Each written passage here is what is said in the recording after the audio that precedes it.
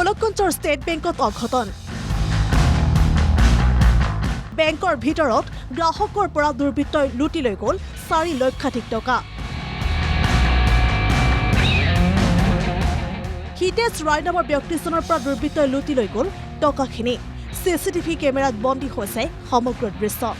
উল্লেখযোগ্য যে গোলকগঞ্জ বজাৰত হিটাচি কোম্পানীৰ এটিএম চলোৱা হিতেশ ৰায় নামৰ ব্যক্তিজনে ভাৰতীয় ষ্টেট বেংকৰ গোলকগঞ্জ শাখাৰ পৰা 4 লক্ষাধিক টকালৈ বেংকৰ একাউণ্টেণ্টৰ কাষতকৈ বহে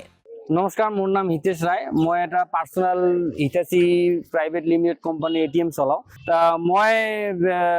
বেগটো টাকা ভৰাই মই জাস্ট খালি একাউণ্টেণ্টৰ লগত যাই কথা পাতিছো বেগটো মই একাউণ্টেণ্টৰ সন্মুখত যিটো চেয়াৰ থাকে এই চেয়াৰত মই টকাটো ৰাখিছো ৰাখি মই এনেকৈ কথা পাতি আছো ছাৰৰ লগত হিতেশ ৰায় আৰু বেংকৰ একাউণ্টেণ্টে কথা পাতি থকাৰ সময়ছোৱাতে পাছফালৰ পৰা অচিনাক্ত দুৰ্বৃত্তই সুযোগ বুজি টকাৰ বেগ লৈ উধাও হয় এই সমগ্ৰ দৃশ্য বেংকৰ চিচিটিভিত বন্দী হৈছে উল্লেখযোগ্য যে বেংকৰ ভিতৰতে গ্ৰাহকৰ কোনো নিৰাপত্তা নথকাত সচেতন মহলে এতিয়া আশ্চৰ্য প্ৰকাশ কৰিছে ইতিমধ্যে ভুক্তভোগী হিতেশ ৰায়ে গোলকগঞ্জ থানাত এজাহাৰ দাখিল কৰিছে আজি বেংকত মই দুপৰীয়া মোৰ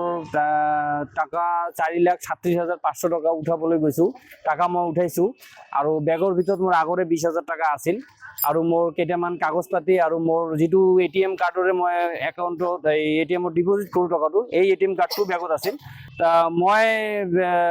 বেগটো টাকা ভৰাই মই জাষ্ট খালি একাউণ্টেণ্টৰ লগত যাই কথা পাতিছোঁ বেগটো মই একাউণ্টেণ্টৰ সন্মুখত যিটো চেয়াৰ থাকে এই চেয়াৰত মই টকাটো ৰাখিছোঁ ৰাখি মই এনেকৈ কথা পাতি আছোঁ ছাৰৰ লগত তেতিয়া পিছফালৰ পৰা এজন দুৰ্বৃত্ত আহি মোৰ টকাখিনি লৈ গুচি গ'ল মই গম পোৱা নাছিলোঁ কিন্তু চিচিটিভি কেমেৰা দুৰ্বৃত্তৰ মুখ একদম ক্লিয়াৰ মই যেতিয়া ছাৰৰ লগত কথা পাতি তেতিয়াই টকাটো উঠাইছে এইটো হ'ল একাউণ্টেণ্টৰ সন্মুখৰ চিচিটিভি কেমেৰা বাকী আৰু কেমেৰা আছে বেংকৰ ভিতৰৰ পৰা একদম একাউণ্টেণ্টৰ সন্মুখৰ পৰা বেংকৰ নিৰাপত্তাৰক্ষী আছিলে নাই নিৰাপত্তাৰক্ষী আজি নাছিল এতিয়া মোক মই কওঁ যে মোৰ টকাটো খুব লাগিছিল আৰু মই এইটো ছাৰ্ভিচ দিওঁ আজি আপুনি চাব গোলকগঞ্জত দুটা এটিএম বন্ধ হৈ আছে এটা এটিএম চলি আছে মাজে মাজে তাত টকা নাযায় মই এইটো ছাৰ্ভিচ দিওঁ এই টাকাটো দিয়াৰ কাৰণে মানুহো অলপ মানে সকাহ পায় এতিয়া মই অনুগ্ৰহ কৰিম যে মোৰ টকাটো সোনকালে উঠাই দিবলৈ সেইটো কাৰণে এইটো কৰি মই খাওঁ মোৰ টকাটো নহ'লে মোৰ খুব অসুবিধা হ'ব তা মই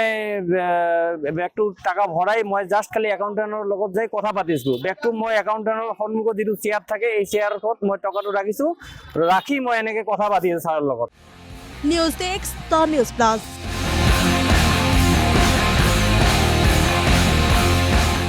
যিকোনো খবৰৰ বাবে যোগাযোগ কৰক 7099017330 লগতে 7099017110 নম্বৰত